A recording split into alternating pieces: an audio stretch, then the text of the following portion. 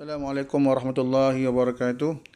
Alhamdulillah dapat kita bertemu pada hari ini dalam sambungan bab yang ke-8 iaitu Imam Al-Kisai. Dan pada hari ini kita teruskan pada ayat yang ke-14. Dan kita lihat di sini ada dua perkataan yang berwarna merah. Yang pertamanya mad jaiz pada qalu amanna dan qalu inna. Kedua-duanya dibaca dengan mad jaiz munfasil. Baik, seterusnya pada ayat yang ke-15. Kita teruskan ke ayat yang ke-15, kalimah tughyanihim. Dan kalau kita lihat di bawah ini, tughyanihim dibaca dengan fathal alif qabla nun, iaitu dibaca dengan fathah pada alif yang sebelum huruf nun pada kalimah tughyanihim. Lihat di sini ada huruf alif dan sebelum nun ni ada huruf alif kecil. Dan untuk Imam Duri Kisai membaca dengan imalah alif qabla nun. Kalau kita lihat di dalam buku teks ini tidak dinyatakan bagaimana Imam Duri ini membaca dengan imalah alif pada kalimah tughyanihim. Akan tetapi kita boleh rujuk kepada kitab Taqribul Ma'ani melalui matan yang terdapat dalam bab Fath Imalah. Dalam bab Fath Imalah pada matan yang ke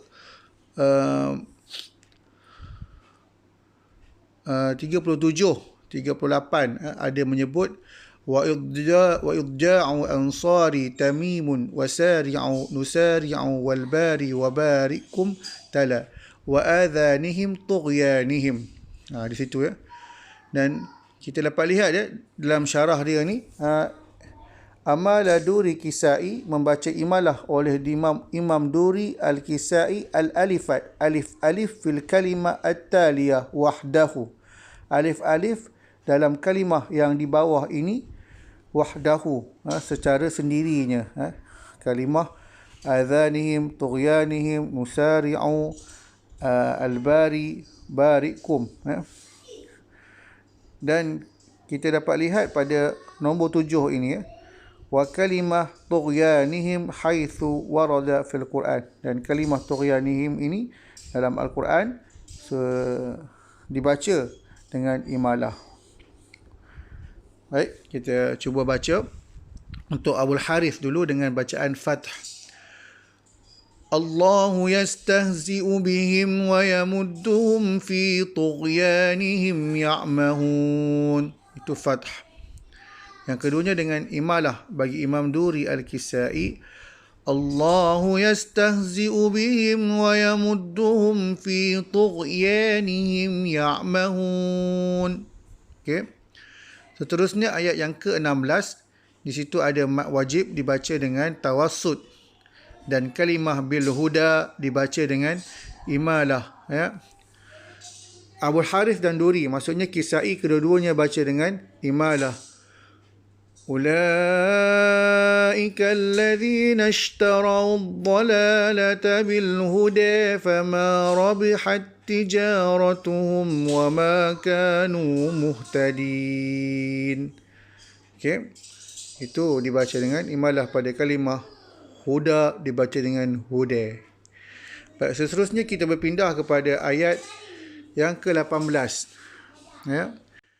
Falamma adha'at, itu dibaca dengan tawassut munfasil. Tidak ada masalah situ seterusnya yang ke-18, di situ tidak ada khilaf. Dan kita berpindah kepada ayat yang ke-19. Di sini ada adhanihim dibaca fath qabla nun, dibaca fathal alif qabla nun. Sebelum nun ini ada alif, ada dua alif pertama adhanihim, yang kedua pertamanya selepas huruf hamzah, yang kedua selepas huruf zal, dan dimasukkan ini alif selepas huruf zal. Dibaca dengan fath oleh Imam Abul Harith. Yang keduanya Imam Duri membaca dengan imalah alif qabla nun. Baca imalah alif sebelum huruf nun, iaitu selepas huruf zal. Dan ini juga tidak ada dalam kitab buku teks kita. Kita kena rujuk pada matan ataupun kitab Taqribul Ma'ani. Okey. Baik. Seterusnya wal alif ats-tsaniyah allati ba'da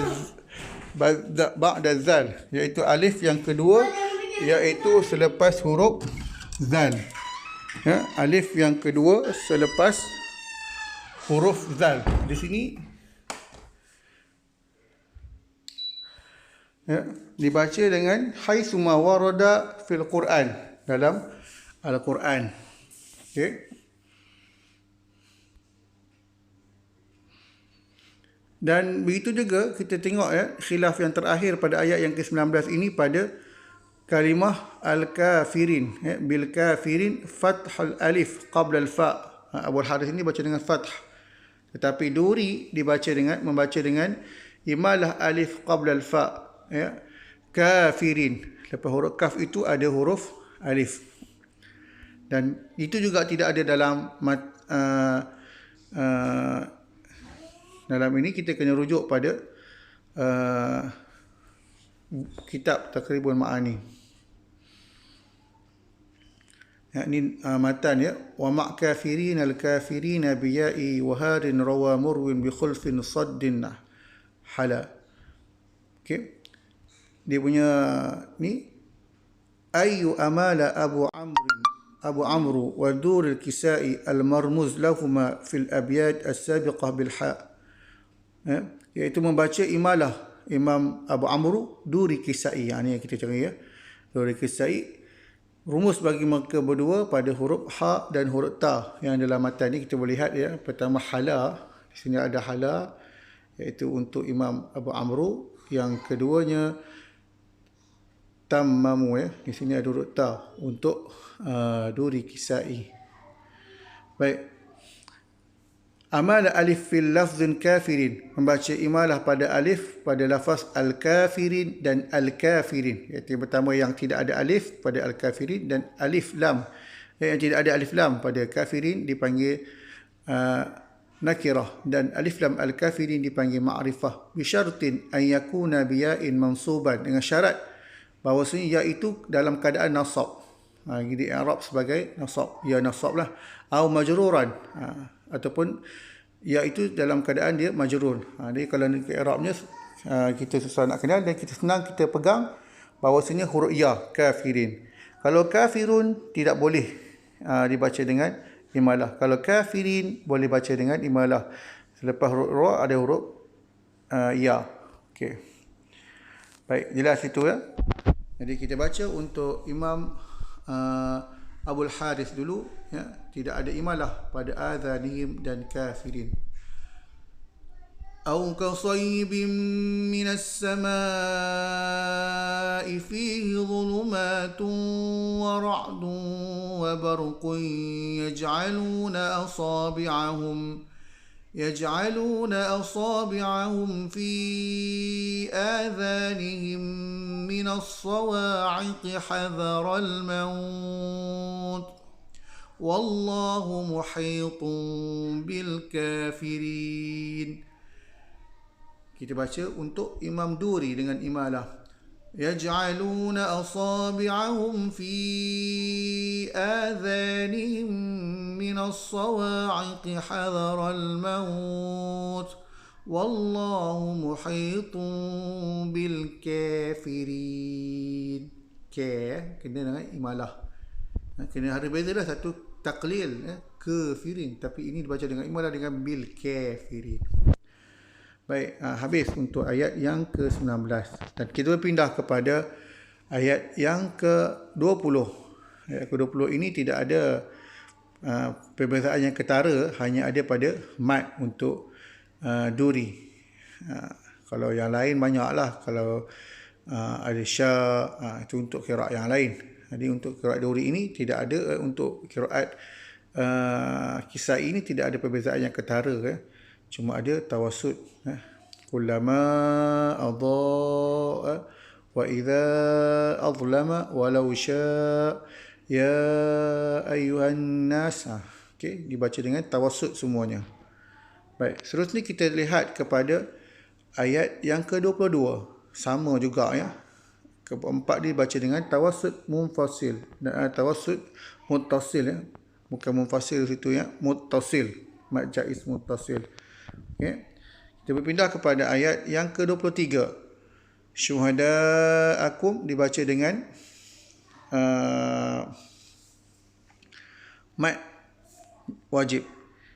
Cuma di sini ya, kita tengok kalau kita pindah kepada ayat 24 ni ada lil kafirin. Macam kita baca tadi ya. Dengan syarat dia adalah huruf ya. Kafirin bukan kafirun. Okey. Dibaca imalah oleh Imam Duri Al-Kisai ya. Adapun Abul Harith dibaca dengan fathah. Okey. Baik. Kita cuba baca untuk Abul Harith dulu. فَإِن لَّمْ تَفْعَلُوا وَلَن تَفْعَلُوا فَاتَّقُوا النَّارَ الَّتِي وَقُودُهَا النَّاسُ وَالْحِجَارَةُ أُعِدَّتْ لِلْكَافِرِينَ. Itu untuk Abul Harith. Dan kita baca untuk Duri Kisai, أُعِدَّتْ لِلْكَافِرِينَ. لِلْكَافِرِينَ. Baik, untuk ayat ke-25 ada khilaf satu sahaja, iaitu dibaca dengan tawassut munfasil. Jadi berakhirlah kita pada bab yang ke-8 dan insya-Allah pada pertemuan yang depan ya, pertemuan yang akan datang kita akan teruskan dalam bab yang baru, iaitu bab Rasam Al-Osmani ya. Dan insya-Allah ya, jika ada peluang kita akan bertemu pada bab yang seterusnya, iaitu bab Rasam Osmani. Baik, yang baik itu daripada Allah, yang buruk itu daripada saya sendiri. Saya akhiri dengan wabillahi taufiq wal hidayah. Wassalamualaikum warahmatullahi wabarakatuh.